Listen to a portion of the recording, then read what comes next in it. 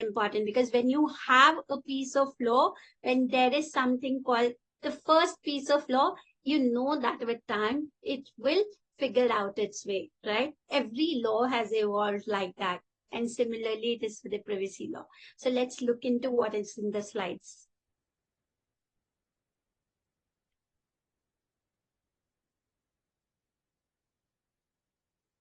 I can see so many of you. So nice. Thank you so much. Hi, Anna. Nice to see you. Hi, Lydia. I'll address all of you once we complete the session. Yeah. Hi, Ruta. Hello, ma'am. I'm just putting on the PPT. Guys, I'm very happy today, so don't mind, because the Chandrayaan thing has really taken over me.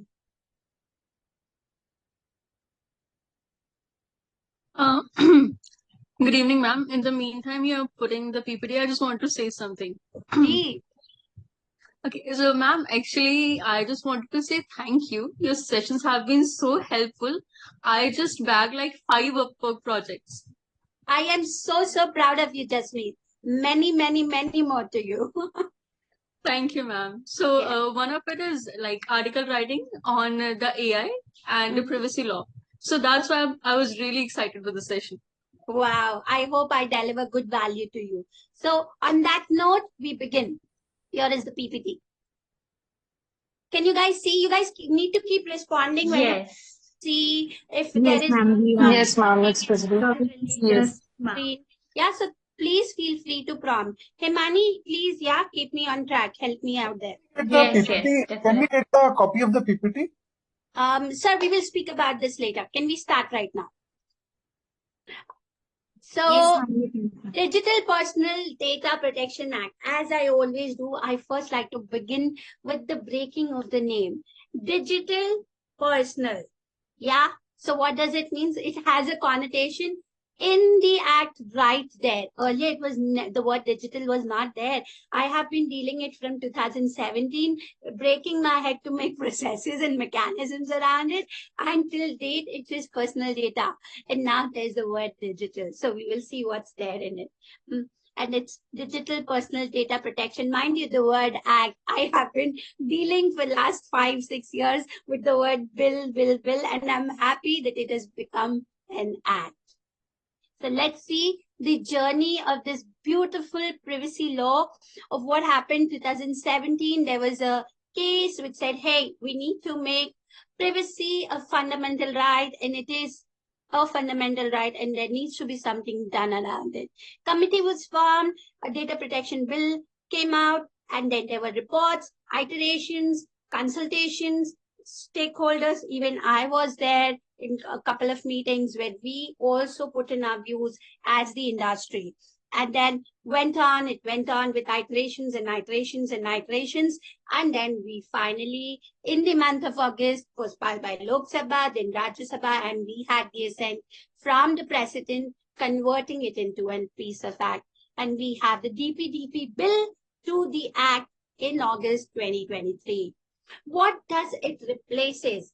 Since we had no other privacy law, but there were some rules, and these were the IT rules, which is SDPPI rules. I mentioned it here.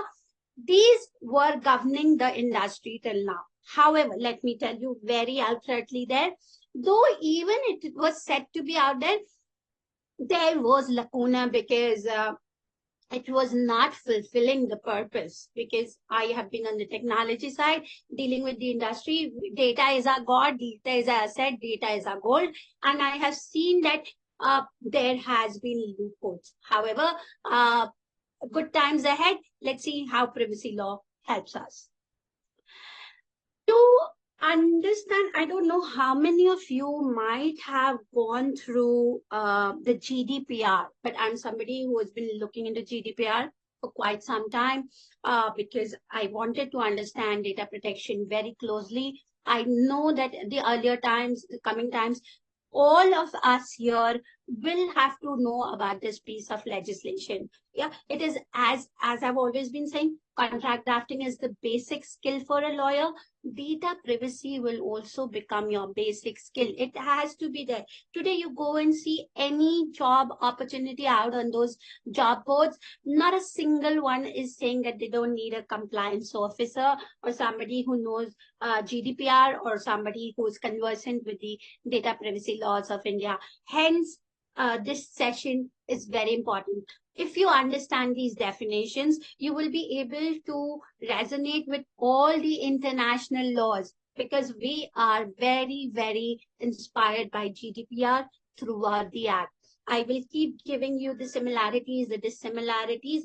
Keep listening with your eyes and ears open very well. The first definition is data principle.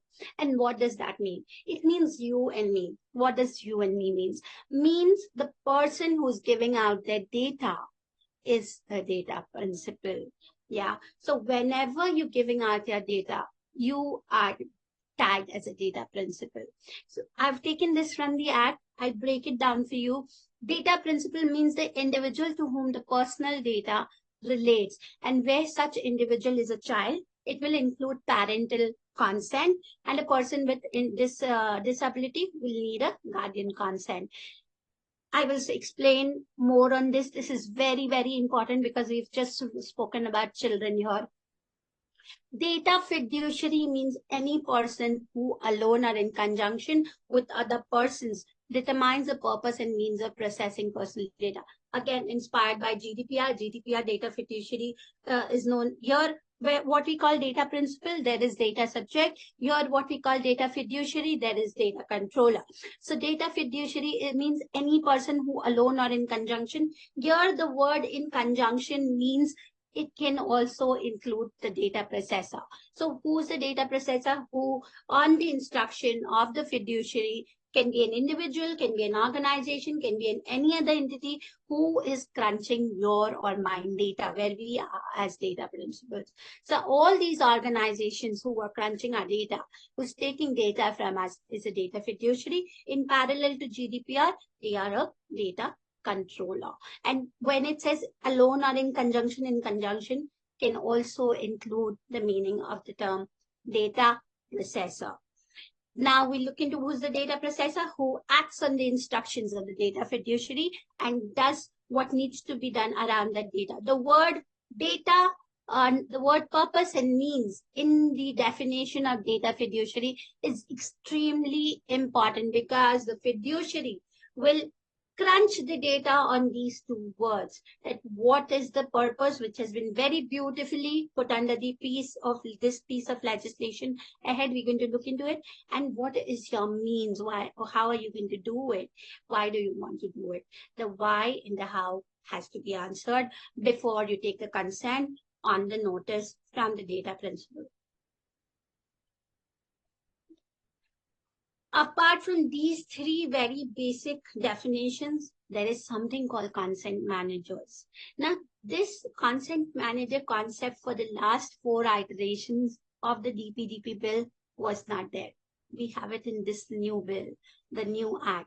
What is a consent manager? He's going to be the person who's going to be appointed by the Data Protection Board. The Data Protection Board here is the adjudicatory body under this piece of law, and this person is going to act as a mediator between the principal, that is you and me, and the fiduciary is that organization or that entity who's collecting your data. And what will this person do? He will help you to give, manage, review, and withdraw your consent through an accessible, transferable, and interoperable platform. Before I move ahead, I want to tell you something very interesting which has been mentioned in the Act, is that everything will happen in the digital form. Yeah, so there's nothing in paper now. Now, whether we have to give a consent, whether there's a notice, whether we want to rectify our data, whether we want to review our data, or whether we want to withdraw a consent, it will be all on digital format. It's mentioned in the Act. That's something very beautiful out there. So the consent manager role is this. Further moving to understand the word, we've understood that the Act contains the word personal data. Let's understand actually what does it mean. It means any data about an individual who's identified by or in relation to such data. So what does this mean? This means that any data which makes us identify that I am myself and you are you. If I say, how will I recognize Sahaj if I've never met her? Her email ID, her phone number, maybe any other detail which identifies her. Yeah. If I have to identify myself, how would you identify me? My name, my phone number, my address, yeah, or and everything else that makes me give my identity through which you know that this is unique to herself or to that particular person is personal data. Now, what is not personal data? The personal data that has been made publicly available by the data principal to whom it relates. This is very important and very nicely put in here. Say there are many illustrations. You guys will have to go and check it out in the Act. I'm not going to put in everything here. I will share a few examples, but I will recommend that you read the Act also because I've covered a lot in the slides. The personal means publicly available will mean, say I'll give you the example which is there in the Act. It says, say you go and buy a medicine from the pharmacy. And you, the pharmacy guy says, hey, if you can give me your email ID, I can put in your bill or your receipt on your email account. You say, okay, fine, you can do that. You share that out. So now, is that person liable to take a consent or give you a notice? No, because you've given out voluntarily. But that person further going into marketing and making you sell a switch is not allowed. That's a different game altogether. I'll speak about it again in the slides ahead. But publicly available means you're writing a blog and you've given all your examples out. You've given all your data out there that I'm reachable here. This is my LinkedIn ID. You can reach out to me on this email. That's my WhatsApp business number. Yeah. That's you giving out your data, your personal data. Then the person accessing it is not responsible, is not liable under this Act. Someone else who's under a legal obligation to do this is not so covered under the Act. I get a notice, I'm a gaming company, I get a notice that there is a ED notice and there's money laundering happening, and the government agency has asked me to give out all the data there in my system. I will not need the consent of the data principal here because I'm under a legal obligation. I have to comply with the statutory and I will go ahead and give that data. Hence, I am not doing something which is incorrect. The data by an individual for personal or domestic purpose. So any person who's putting their data there for personal reasons or using it for domestic purposes, it will not fall under this Act. So that's personal data, consent manager, and now something digital personal data. What does it mean? It means all that data that is there in the digital form. Further, that says that data which is not there in digital form or which is offline, it is not supposed to be considered as digital personal data. But it further goes to says that if that data subsequently is digitized, it will fall under this category. So I have been thinking about that how long it will happen that we will be covering data in offline basis. How long it is far that data will not be in the digital form. Yeah. So these are very, very important, interesting clauses for a lot of things to come in future. The next definition is that of processing. Because this entire Act is based on processing of your data, of how you want your data to be processed, to be analyzed, to be, treated. So what does processing actually means? It says it in relation to personal data means a wholly or partly automated operation or set of operations performed in digital personal data and includes operations such as collection, recording, organization, structuring, storage, adaptation, retrieval, use, alignment or combination, indexing, sharing, disclosure by transmission, dissemination or otherwise making available, restriction, erasure, or destruction. So each of this word has a very huge connotation. Yeah, every one word is a very large piece of mechanism. When you work with the tech industries or something in the digital side, you will definitely get the idea of.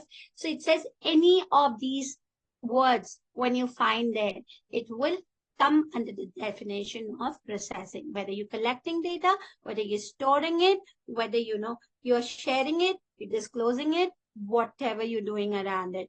All right, it will fall under processing. Further goes to say this act is about significant data fiduciary. As I read it, I went on to the IT Act and my mind was on the significant social media intermediaries. Yeah, that is also the use. There is also the usage of the word significant. However, the government is still yet to come and describe it of what are the parameters for somebody to be a significant data fiduciary. It has said that or the volume of the data that you're holding or the sensitivity of the data that you're holding. Of course, it will notify it in more clear terms. We're waiting for the rules. A lot is to be seen once the rules are out. And as the government has said, that it will be, operational in different phases and different period of time. So it will take 6 to 10 months of seeking a lot of clarity that we all have been waiting for. But significant data fiduciary is again a very wide term, and I really appreciate it because this makes us realize that one piece of law is now in consonance with the other. Yeah, one piece of cyber law, one piece of privacy law is now in sync with the other. It's not that there are two different definitions coming out from two different pieces of law, and then you have to run to find out which one applies where. This is very beautifully happening in the upcoming pieces of legislations. Now, speaking about all those definitions, because if you know the definitions, you know who's where. Let's understand where and how will this act be applicable. It's applicable in the processing of digital personal data in India, where the personal data is collected in digital form, or if in a non-digitized format, subsequently digitized. We've already spoken about it. The DPDP Act shall not apply to the processing of personal data that is in a non-digitized form. That's something to see. The Act has extraterritorial application, that is, it applies to processing of personal data outside India. So earlier, the previous bill, which was in November 2022, it said, profiling was a part where applicability was allowed, but now profiling has been removed, and it says that this is now applicable when there is some kind of good or services that is provided. Whether you do it from India or whether you do it from outside, doesn't matter. The act is still applicable on you. That's it. I've already spoken about this example, so you guys can look at it later. We've already spoken about it.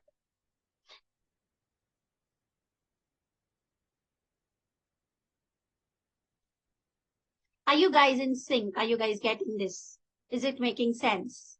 Yes, no, you guys Yes, can ma'am. Yes, ma'am. put it on Yes, the chat. absolutely, ma'am. Is viewing of personal data also called as accessing?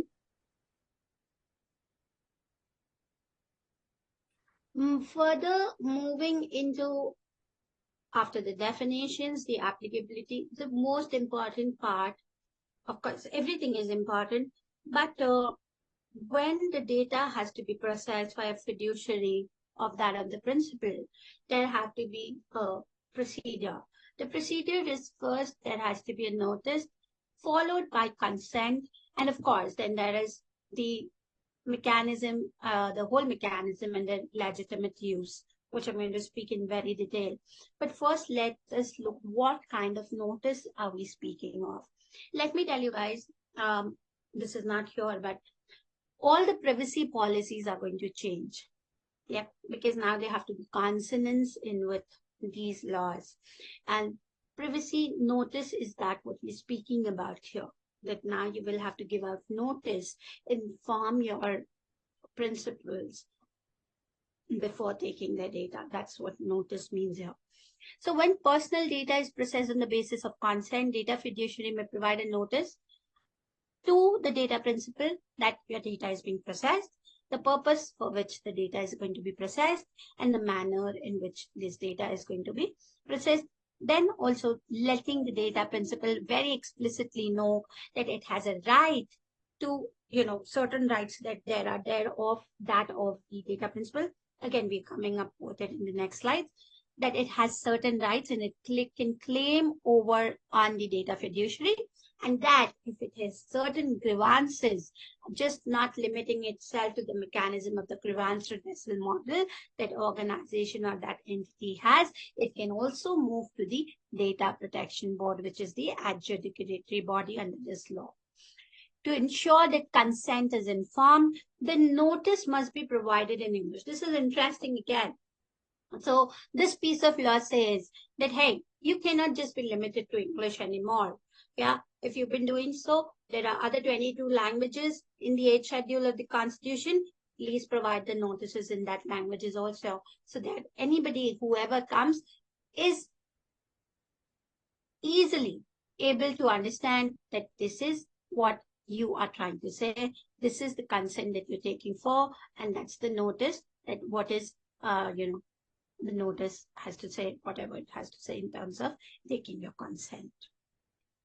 That was about the notice. Now, how should this consent be? It's very clearly written. It should be free, affirmative. There should be an affirmation. It should be free, informed, unambiguous, and clear. Yeah, the words are there right in the Act, and so it has made it very, very wide. It should not, do you get the idea that it has to come up very clean and right? It's like on the face, it's like what we say, frank and cutthroat. It has to be that clear. Data principals can always provide a reviews of such consent, including through consent managers. Withdrawal of such consent must bear the consequences. So now this is the 4 or 5 words that have been used, and those words definitely gave me the idea that now when I am putting my head into the privacy policy, I have decided that it has to be very, very detailed, and step-by-step procedure has to be there. It further goes to say that the data principal can also move down to the consent manager to provide or review its consent that it has given. What does that mean? Do you understand this? This says that I give my consent today, but tomorrow I feel no, that I don't feel right about the consent. I feel there was something missing. I can go and ask for a review. Yeah, I can go to these consent managers who will be on these boards. I should, raise my grievance and have access to my data and see whether I rightfully gave it, I've understood it clearly, or do I feel that, there needs some change. Withdrawal of such consent must bear the consequences. Interestingly, when you're given your consent, the Act says you should also make the consent withdrawal as easy as you taking the consent. So it has said that the data fiduciary make such procedures, such mechanisms, such processes that the person doesn't have to struggle when it wants to withdraw its consent. Now, further it goes to say that the data principal, if withdraws its consent, it will have to bear the consequences. And what can be that? Say, once you withdraw your consent, maybe that particular app, that particular website doesn't allows you its services any further. Say there's an example in the Act that says that till date, whatever orders maybe you placed before e-commerce, till date they have the right to use your data. Since this bill has just come out, they will process your data and give you all those orders that you placed. But the moment you stop or withdraw your consent, from that moment onwards, if you place in data, then they are not liable, or they will not be able to deliver your goods or services that you seek through that e-commerce provider, because you have withdrawn your consent. You've withdrawn your consent to not process your data any further, and thus they are limited and bound by this law. Once a data principal withdraws the consent, the data fiduciary must cease processing of the personal data within a reasonable time and subsequently delete this data. So the word reasonable time, subsequently delete this data, we all are waiting for these timelines to be guided in the rules and for the notifications by the central government. Moving ahead. Consent, when it comes to child, as it's defined under who is a data principal, and when it speaks of child, you have to speak about parental consent also. So it says in relation, because this was something which was really debated and consultations that we said and we requested as industry, and many industries did, that, hey, let this be now the age of 13. But because the world is changing, everybody's on technology, and every kid is there with a phone. In relation to the processing of personal data of children under the age of 18, person with disabilities who have a legal guardian. So what you need to do? You must obtain the consent of your parent or the legal guardian. Method approved by the central government or waited. Unless you exempted by the central government. Again, this is very beautiful that there will be exemptions from the central government in areas like this. Because say, just giving you a situation, there is a healthcare system which is taking all data of all children, who's dealing with the psychological treatment for children. Now they have the data, right? So would they need a parental consent here? Because they're doing something, of course, they are handling sensitive data. The data is that of children. But is it needed here? Or is it that that particular industry needs that data to treat the children? Yeah. So there will be categories which will be exempted. Next, if the parents or the guardian voluntarily provide such personal data of the children or the ward, and such data is only processed for limited purpose for which it was collected. Yes. So now the second criteria is that when you will not need an explicit consent is where the parent or the guardian has voluntarily given this consent that you can, process the personal data of my kid. But it further says that it should be only for the purpose that it was seeked for, not beyond it. Processing children's data is also subject to other prohibitions. That is, business cannot track or monitor the behavior of children. They also cannot target ads to children or process the personal data in a way that is likely to have detrimental effect on them. So see, when they speak of cannot target ads at children, recently this gaming industry and digital industries have been, the marketing and the advertisement have been, now given over to the MIB, that's the Ministry of Information and Broadcasting, is already covered under. So that's what they're saying, that you cannot target ads at children. You cannot lure them for gaming, and you cannot lure them by ads to such things which is not good for them at this age. Yeah. So that's what it means to say that you process children's data, but you have to ensure that you're not tracking them or them profiling them or, seducing them, whatever, in whatever manner. It should not be harmful to the goods. To have a detrimental effect, if you're looking for these definitions, we are also awaiting the same. Now, when we speak about consent, notice, we speak about consent in so much of detail, yeah, of how the consent should be, how the notice should be, where the consent of the parent or the guardian is needed, what needs to be kept in mind. Now, all of these does brings to our mind that it leads to a lot of obligations under data fiduciary because it has to comply with so many things. So let's see what these obligations. First is the data quality, where data is used to make decision about data principle, disclosed to another data fiduciary. Its completeness, accuracy, and consistency must be ensured. I'll take a reference from the GDPR here. So an example that I want to give you on data quality is, say, I am a bank, I have merged with another bank. I'm going to pass on all the data of my customers to another bank, right? It is my duty that I make sure that the data, the principles that I'm passing over should be complete, accurate, and consistent. And for that, if I may need to go back and do a recheck of all the data that I've collected, because till date, when we did not have a privacy law in place, a lot of data which was taken was not with consent. Yeah, it was just taken. We might have just check the tick box, and but we weren't sure what we were checking. So we would not say that we literally gave our consent away. There may be ways that our data has been taken up by so many other fiduciaries which we never agreed to, right? So on these grounds, the data fiduciary has an obligation that before it transfers our data or it passes over, discloses to another fiduciary, it makes sure it's complete, accurate, and consistent. That's a lot of compliance, and that's a lot of work at the background.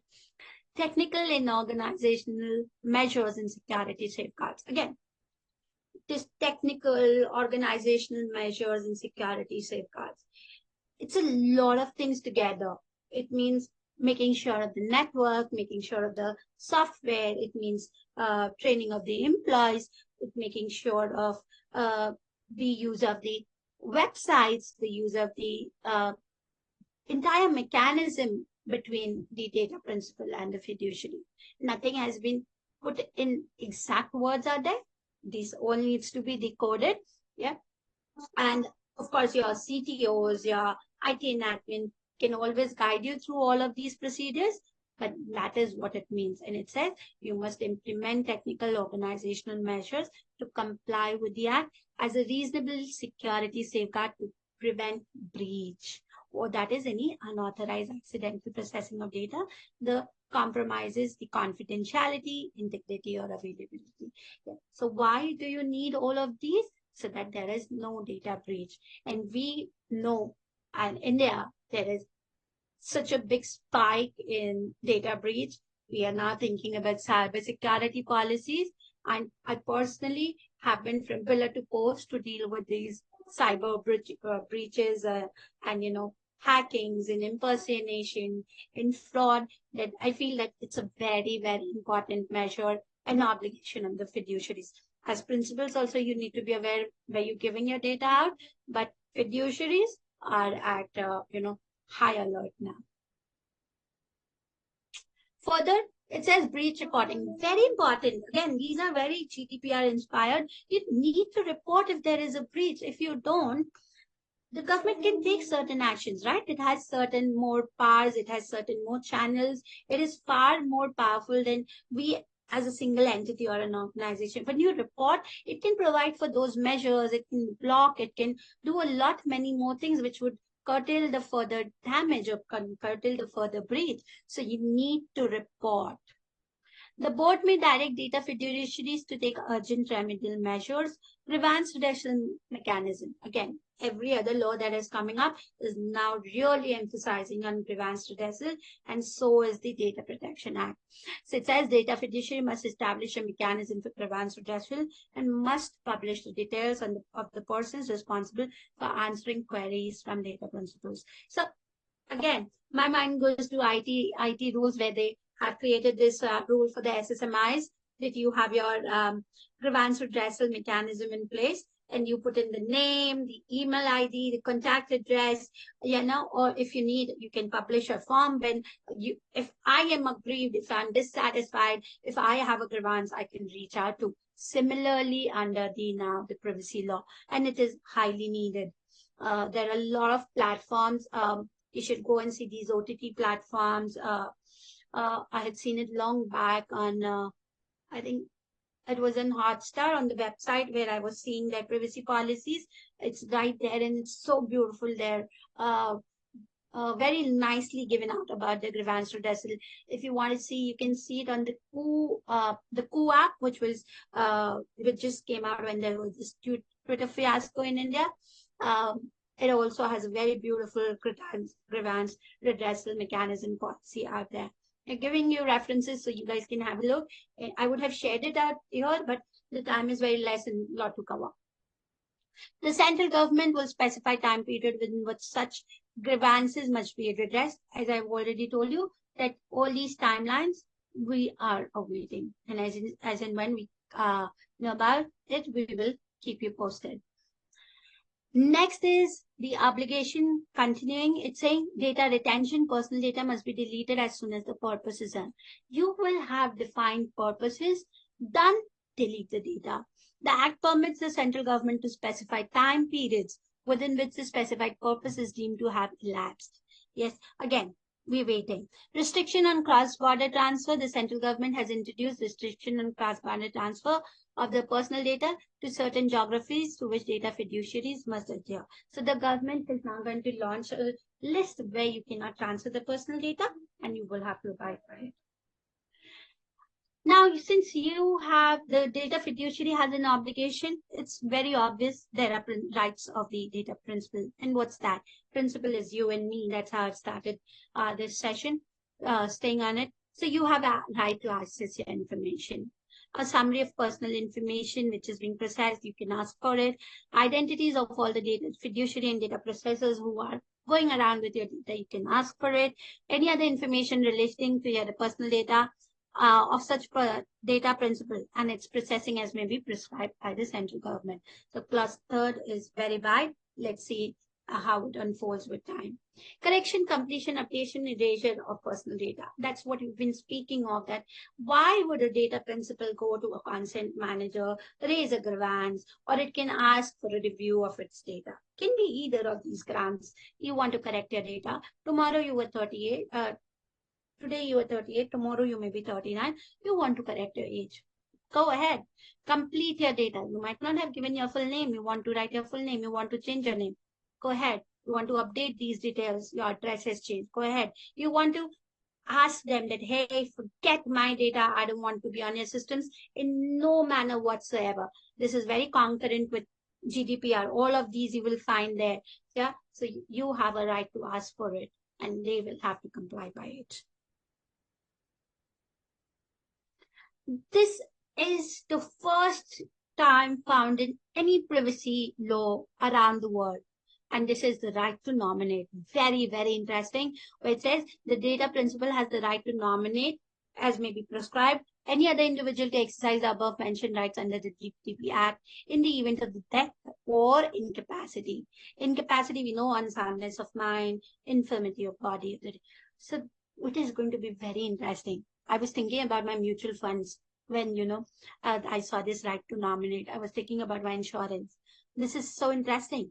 Yeah. So it will devolve the powers of the first holder to the nominee.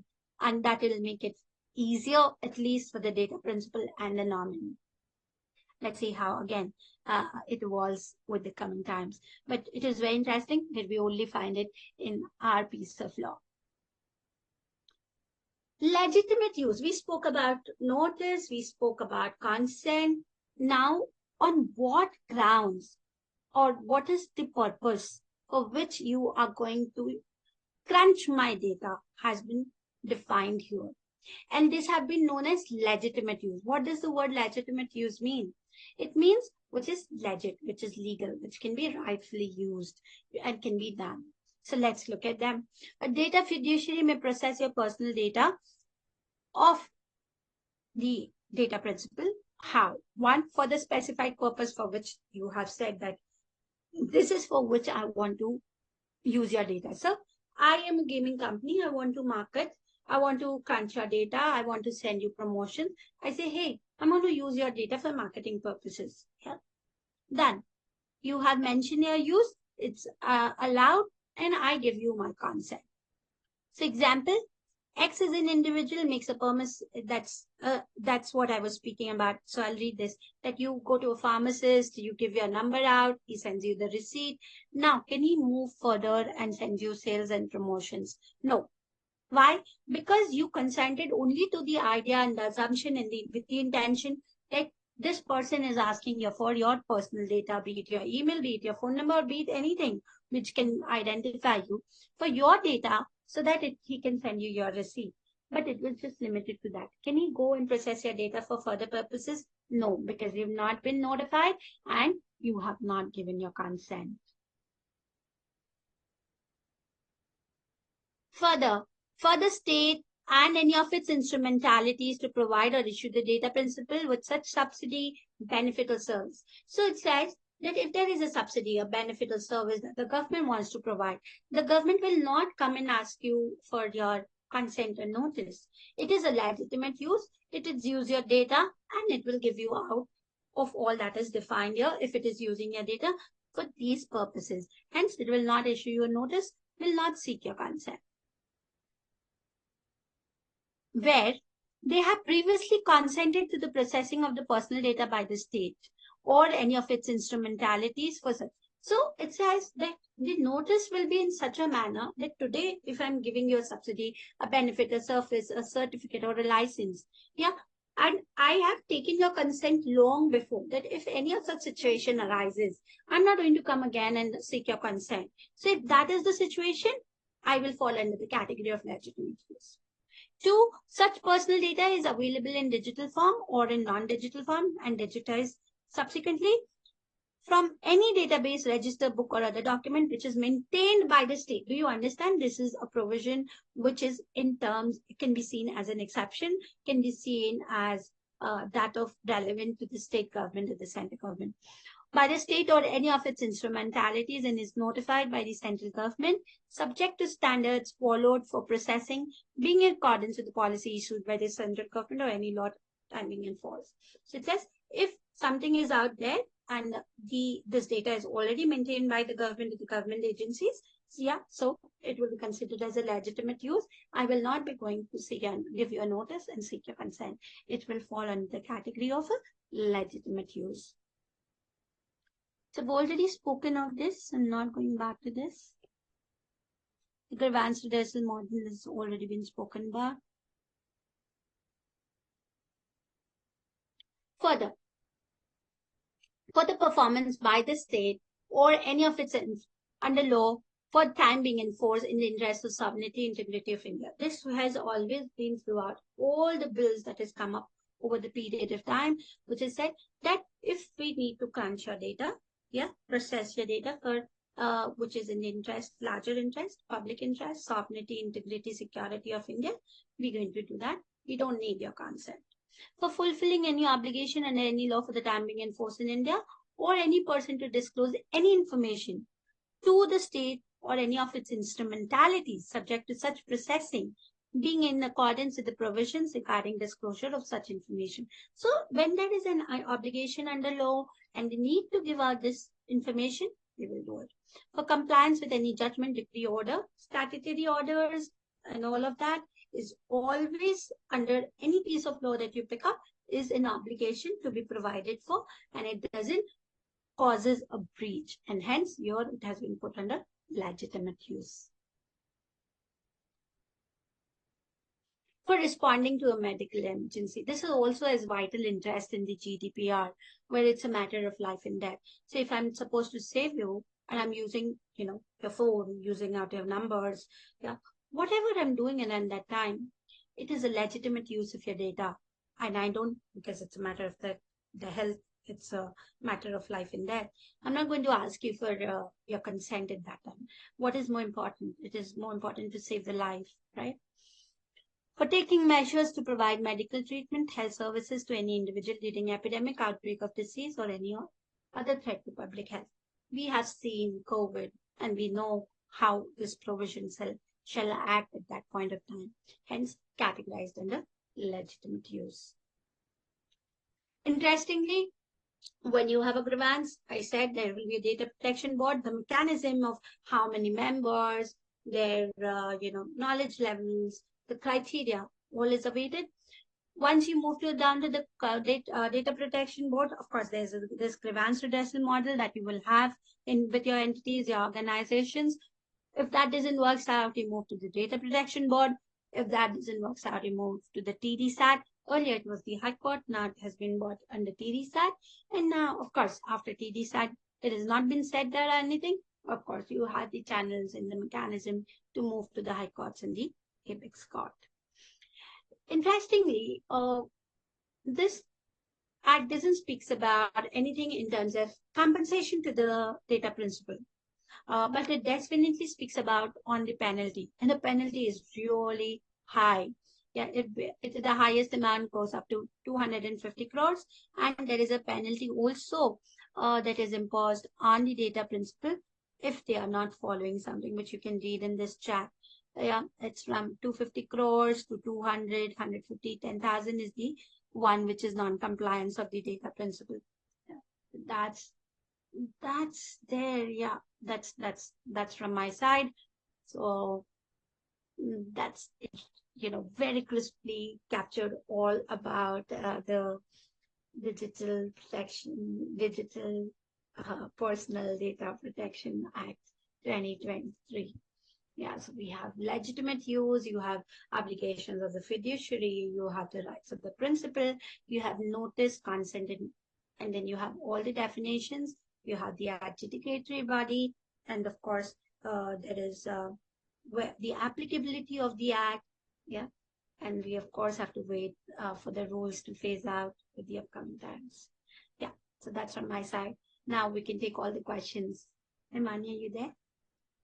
Yes, yes, ma'am. I like that was a very comprehensive points on the act, and I learned a lot about the act, and I could grasp a lot of things.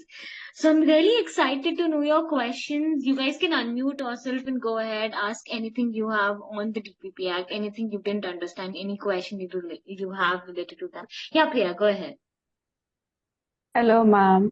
So, ma'am, there are multiple doubts actually I have, but one that I want to ask you first and foremost, like any drawback, any significant drawback to this act that you found that this is a negative that soon needs to be changed, something we need to work upon in future urgently, something like that.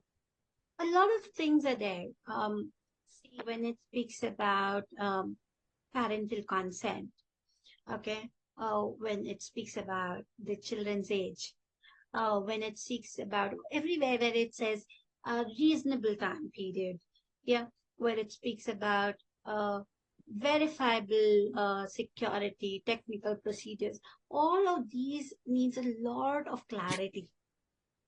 You get it? And these, yeah, and see, we know that any piece of act when it comes and when it starts, it's just like when you are in theory and when you're in action. Yeah, when it is theory and when it's practical, it's like that. It right now it's all on paper, it's all in black and white.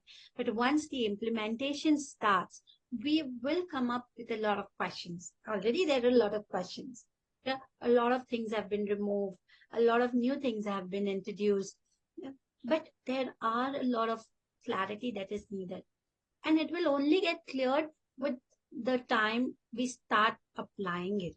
Yes, because these procedures that have been asked for consent to be given by the data principal, it should be explicit, where you have to go back to your data where all those consent that was taken. If it is not correct, we again have to go back and take the consent.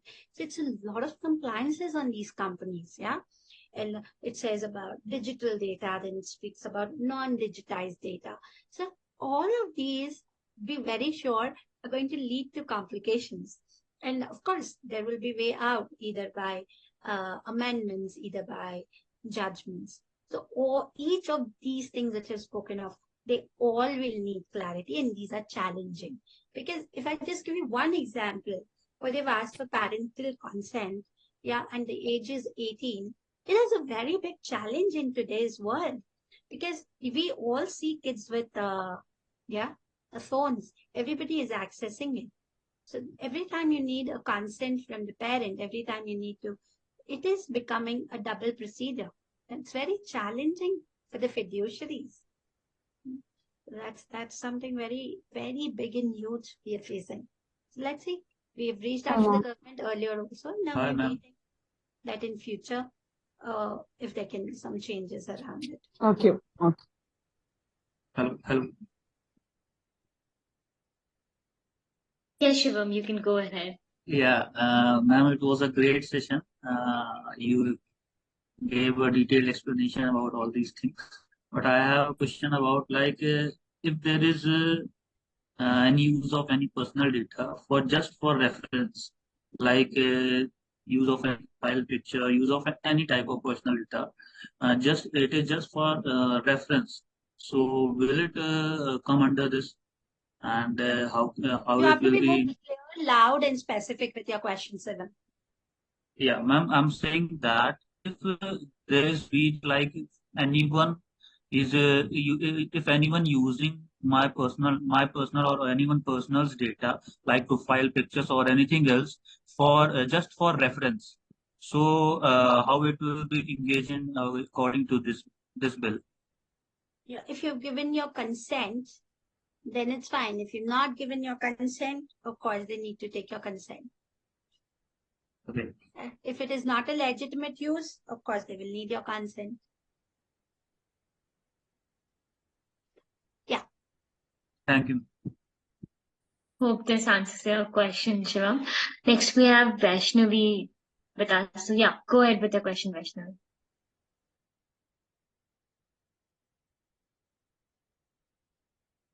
Hello, ma'am. Yeah. Actually, I don't Hi. have a question because you have explained everything in like a very smooth way. Just I wanted to say that I'm definitely not going to miss any of your sessions until considering my budget, definitely. But jokes apart, definitely I'm not going to miss any of your sessions onwards. And thank you so much for the wonderful session. I'm running out of my uh, data right now, so I need to leave. So Thank you, thank you so Vaishnavi. much, ma'am, for explaining so nicely. And this is really wonderful and informative session. Thank you. Thanks, Vaishnavi. Glad. Thank you, Vaishnavi. Next, we have Sakshi. Sakshi, you can go ahead with your question. Hi, ma'am. Hey. Thank you for the session, ma'am. I just wanted to ask, does the Act also apply in a similar manner on government institutions? Like there are apps of government, Arogya Setu and DigiLockers and everything. Does the Act is same or it's partial to the, like, in punishments and everything? Because that Yeah. also should be balanced. It should That's not what, be the government gets a free hand in leaking data. correct. But that's, that is another area that is being debated around, that why does the exemptions are there to state agencies and the governmental agencies. So we have to see what does the government creates the list on, whether they will be exempted or will they fall under the category of data fiduciary. Yeah, Let's but wait ma'am, and in the current year only, but in this year only, the data of many patients from AIMS got leaked out that's to what. many other outsources. That's what. Yeah, But that was a so digital attack. I think that was a digital attack. That's what happened. But no, there was another Aadhaar card case where all the data from Aadhaar cards were leaked. Correct. That was a more concerned thing. And even when the Arogya Setu came in, people were like, why is it being used? Is it Exactly. being protected? Because it's not the government who's making the apps. It's somebody else they are giving it to, and they have to matlab the government also needs to be held accountable. They cannot get a free hand just because they're the government. Exactly. And that's the questions that have been raised, and these are in debate. And yeah, so we will have to see where these exemptions apply, what the exceptions the government is going to create. So let's wait and watch for the rules, and let's see what it speaks about. Thank you, Good ma'am. question. Very good question, Sakshi. Thank you, Sakshi. Next, we have Devendra. Devendra, you can go ahead with your question. And I would also urge others to unmute themselves and ask a question. Feel free to interact because this is your time to learn more, to ask any query you have regarding the PPR. Yeah, you can go ahead then. Yeah, and thanks for the session, first of all, ma'am. I have, two or three main questions which in mind. The first one is, as this is a completely new act, and people, and it's not only related to the law, it's also connected with the people who have a technical background. Somehow they are connected with anyone who is in engineering or something like this. They also somehow have to connect it with these, and because anyone who is from the XYZ company, a tech company who is doing now, what I have seen in past year, there are so many AdTech or XYZ platform. They are taking your phone number as a main ID, and now you wanted to delete your account, but that will not allow it because they'll keep it for the permanently for this. So I hope, after coming, although the rules and the regulation will not be in commit yet, but after coming this act, there might be these kind of things will be. What's your intake on that? And the second one, how, because this for me it's a completely currently I'm just reading this act, and you have been watching this act from past so many years. So how you say that, I mean, if I wanted to to understand this act more better, so what would you suggest for, I mean, people like me or XYZ person? I hope, I mean, this question also related to others also. So these are the two main questions.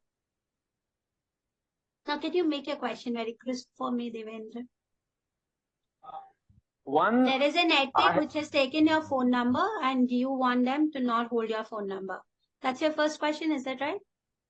Either they will follow with the consent system, give you a notice, or you write as a principal, take your right, ask them for an eraser. That's the solution as per the digital law. Okay, what was your second question there? I'm talking about the broader perspective of this act. I mean, I wanted to read it more, understand it more, and as you have been watching this act from past 1.5 years, so what would you suggest if a person wanted to understand this act? I mean, and who is currently a newer person who is a novice to this act or related to these things. So what would you suggest? I mean, how could a person understand this act and how could go into that thing? Work with a tech company or keep reading whatever comes in the news? In overall, I am talking about in overall perspective. That's what I said. That's the only two way out. Either you keep reading or either you work with a tech company. That's the best way to understand and experience it.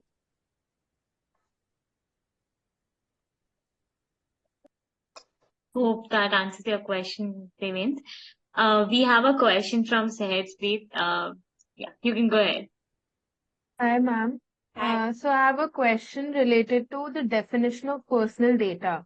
So there were 3 exemptions, right? The first one was if the data is publicly available. Second was if there's a legal obligation. And third is the data by an individual for personal or domestic purposes.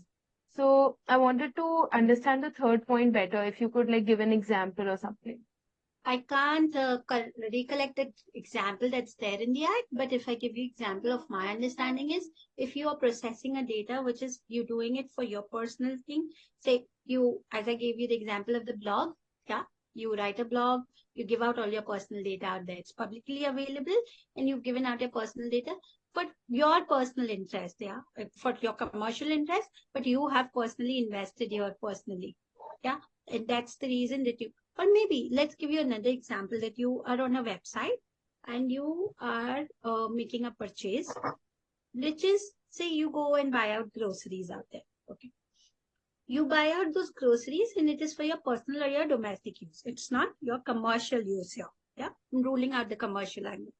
So here when you're giving out your data, will it fall under, if it falls under this category, if it can be comprised under that it is for your domestic purpose, or for your personal purpose that you are processing your data, then it will not be something which will be processed under this piece of act.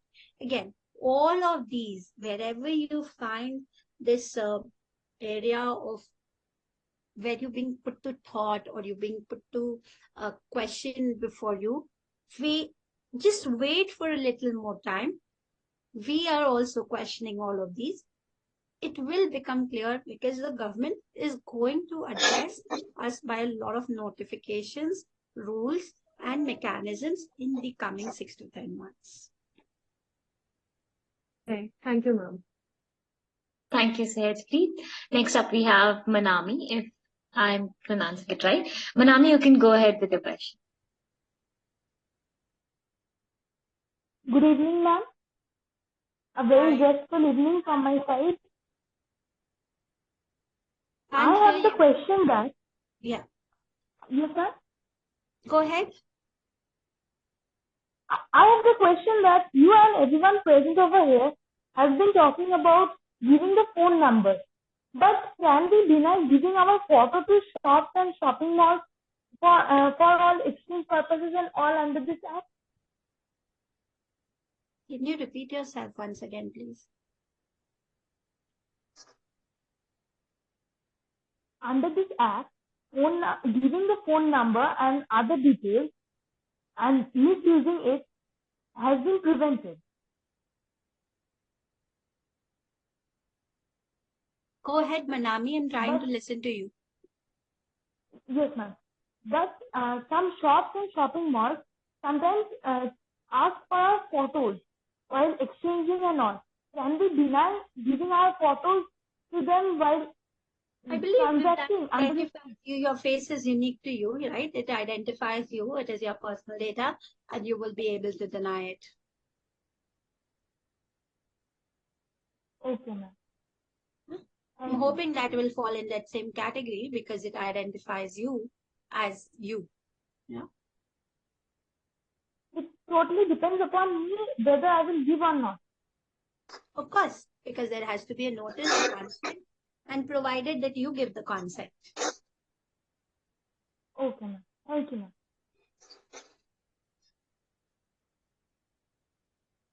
Great. Thank you, Manami. Next up, we have Anna. You can go ahead. Have you shared Jayan, ma'am, am I audible? What? Am I audible, ma'am? One second, Anna. Because a lot of people have left.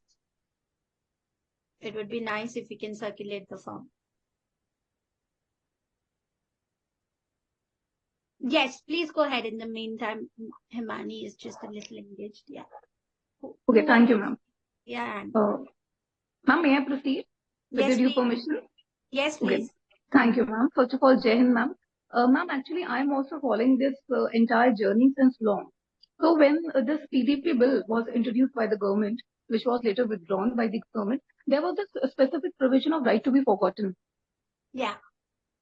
But in this bill, ma'am, when they introduced this brand new bill, there is no Correct. specific provision of right to be forgotten. There is only right to be erasure. Yeah. So when we specifically talk about like GDPR, right to be forgotten plays a very important role.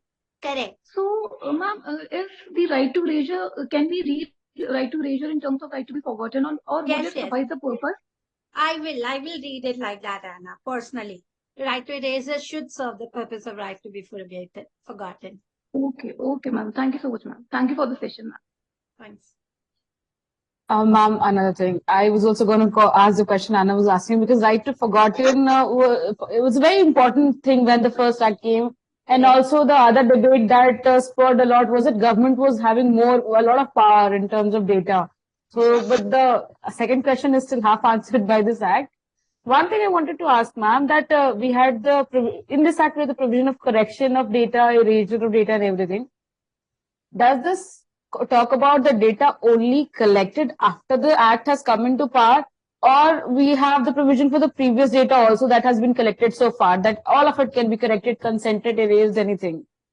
Retrospective. Okay. Yeah. So thank you, Priya. Thank you, Anna. If you guys have any more questions, feel free to interact. Feel free to ask anything, and it would be great if we can.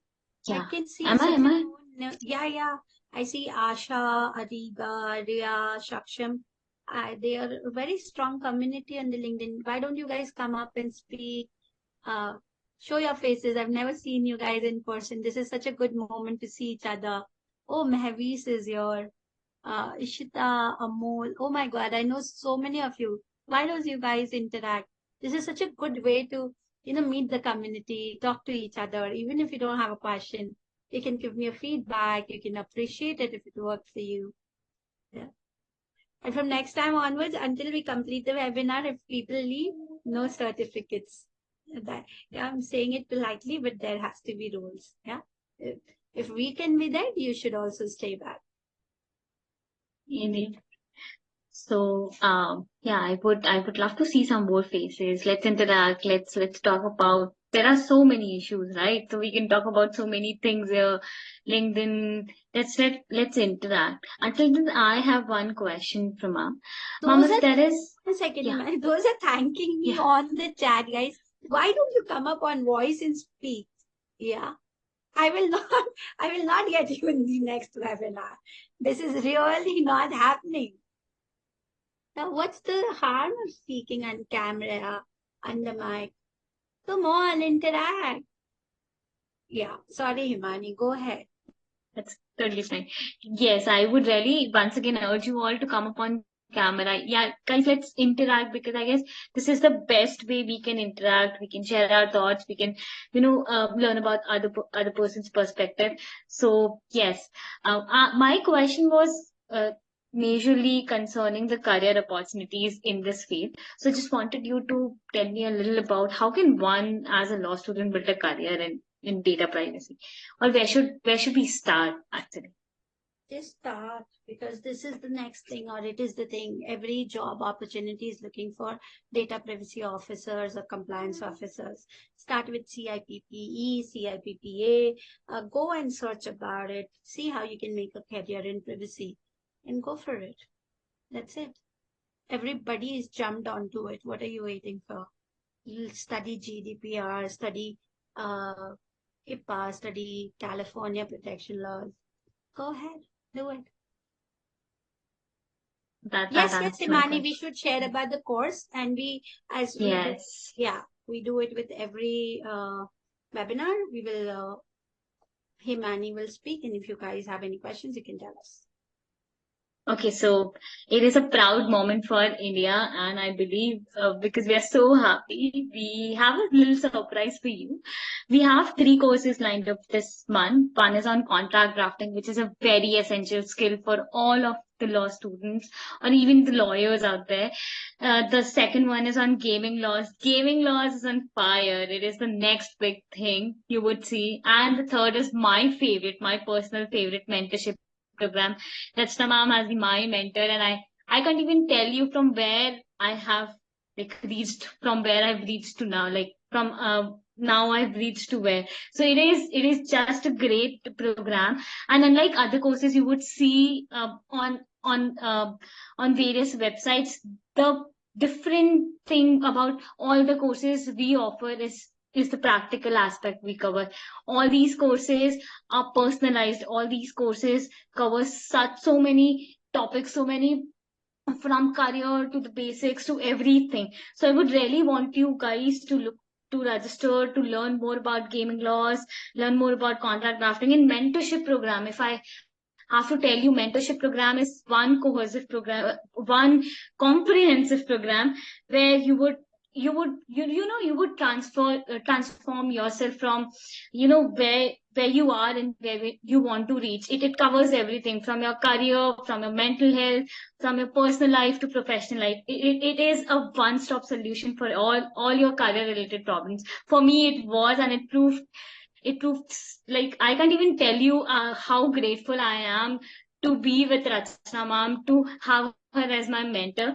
So shared all the links. One special thing which we are offering is we're offering a 200 rupees discount on our contract drafting course. It starts this month, this week, and by using our LWR19 coupon code, you can get an instant 300 to correct 200 rupees discount. And this offer is only valid if you register by tonight. So I've shared the link in the chat box. I hope it is We had visible. decided, I'll just correct Himani, that we decided that we'll keep it for 300 if you register by tonight, and 200 is already out there on the emails. Yeah.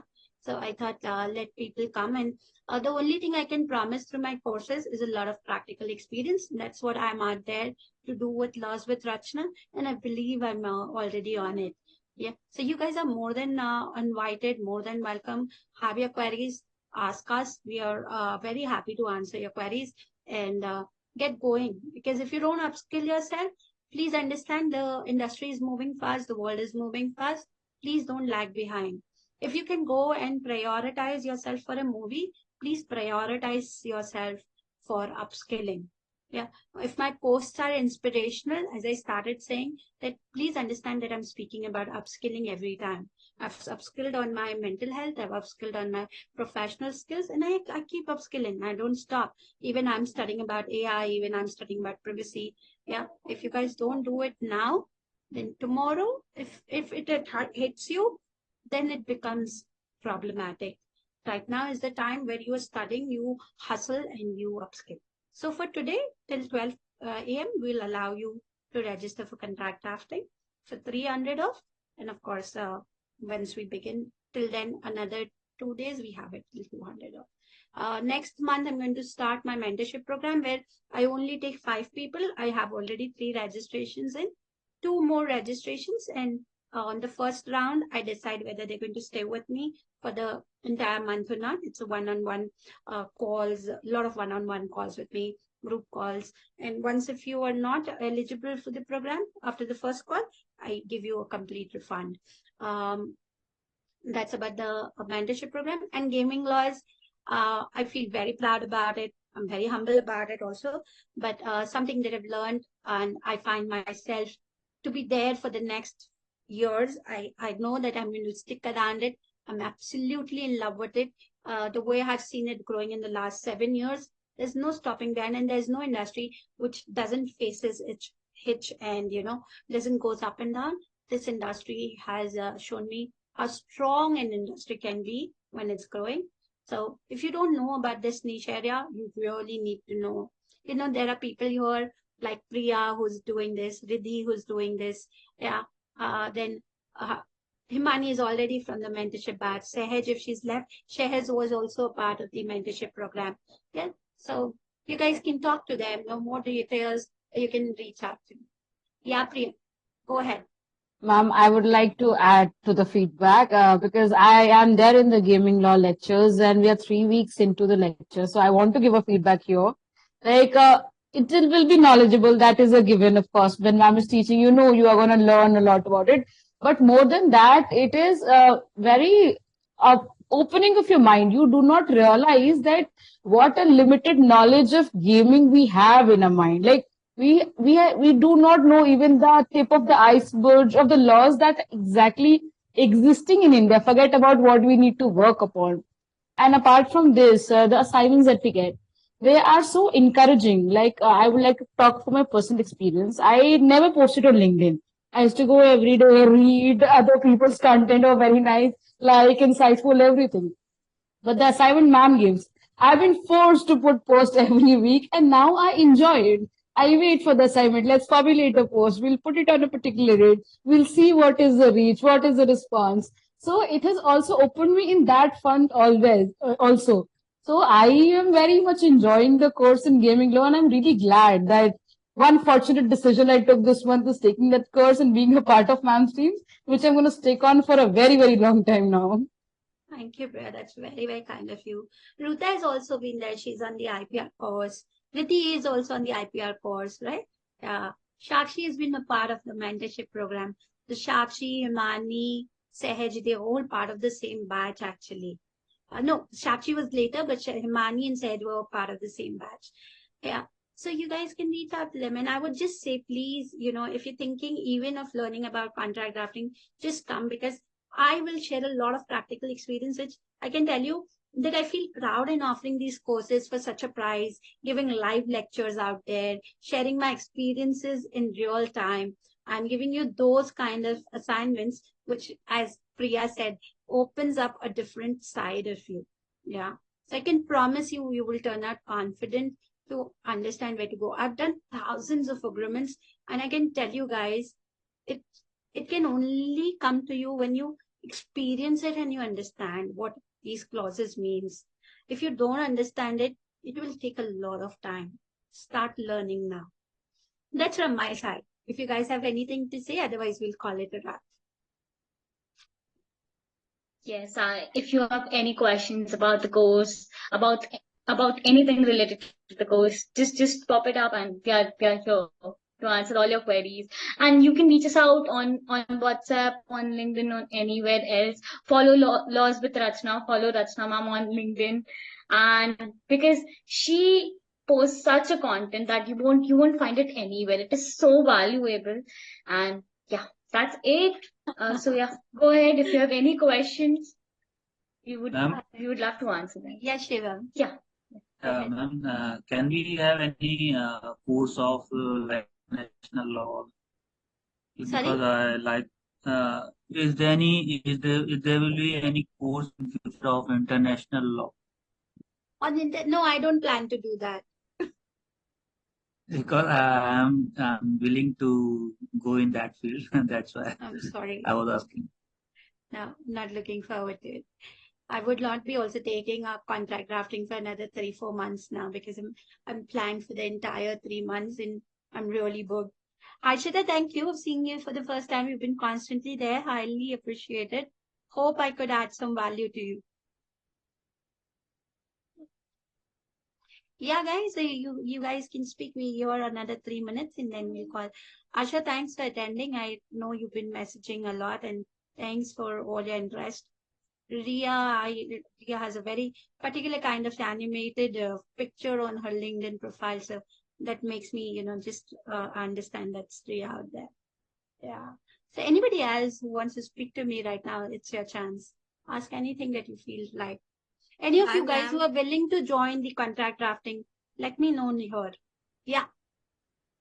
Hi, ma'am. This is Rhea, but if you can see, for some reason, the camera is not working and my video is all black. That's fine. Okay, so I'm really interested in joining your gaming laws course. So when will the next batch be starting? We're starting in the third week of September, and I intend to only take 10 students because I want to cater to them personally. Yeah, because I have to read a lot of course and assignments. So we've already, I think we put on the links on Linktree, right, Himani? The links are on. Yes. Yeah, so you can register now. Yeah, I'll check it once. Yeah, we've announced it already. While we announce it here, it means we've announced it. And third week of September, 10 people. Okay. Yeah. And what is there a deadline for registration? Deadline will be like the 10 people I get, and of course I'll be keep announcing it on my LinkedIn. That I'm left with two more people. So it's or like something a like that. first come, first serve sort of thing? Yes, you're right. Okay, ma'am. Also, ma'am, thank you for the session. It was very informative. And as you know, I also follow your LinkedIn posts regularly. And this is my first webinar with you. I'm just very happy to finally get to interact with you and personally see how you teach. It was a very nice experience, ma'am. Thank you. Thanks, Rhea. Glad. Yeah. Anna, what about you? That was your first time. How was it? It was indeed grateful, ma'am. Very insightful session. Thank you so much. I'm also attending your session for the first time, ma'am. Yeah, I know. Now, where are you? But I look forward to it for many more times. Definitely. Where are you from? Ma'am, I'm from Meerut, Uttar Pradesh. I'm an academician. I'm working as an assistant professor. Where? In Sardar Patel Subharati Institute of Law, Swami Vivekananda Subharati University. Okay. This is in Meerut, UP, ma'am. In Meerut. Okay. Yeah. Great. Great. Nice to have you, Anna. Thank you so much. Same here, ma'am. Thank you for the session, ma'am. No problem at all. Yeah. Anybody else who would like to talk to me? Come on, you guys talk to me so much on LinkedIn. Can't you talk to me here? I'm in person. Mavis, Yes, you always are there. Yeah. Yeah, please go ahead. Who's that? Yeah, that was me asking people to, just interact, because I can assure you that this is your opportunity to excel, to upskill. So yeah, take this opportunity, grab it, and ask your questions. Whatever is in mind. Arunima is also here. Mavis is there. Rupsa is there. All of these names are so much known to me. But thank you for this support. Thank you for staying till 9:30. Please, we'll call it a wrap so that you guys get to leave. Yeah. So I think, Himani, we should call it a wrap. Yeah. Guys, and feel free if you've decided and made it in your mind to come for the contract drafting course. I can definitely tell you the take back is that you'll turn up I have the pictures, Himani. That he'll turn out to be very confident with the clauses. That is only I assure, because I'm not going to spoon food ever till the time I grow with laws with Rachna. I'm going to empower you, push you, but I'll make sure that you put in your effort and grow. Yeah. All right. Thank you, guys. Have a very, very nice time ahead. And once again, congratulations. We've landed on the moon. Bye. Thank you guys. Thank you for joining in. Good night, ma'am. Thank you, ma'am. Bye, ma'am. Good night. Good night. Good night, guys. Bye, Good night. ma'am. Good night. Bye. Bye.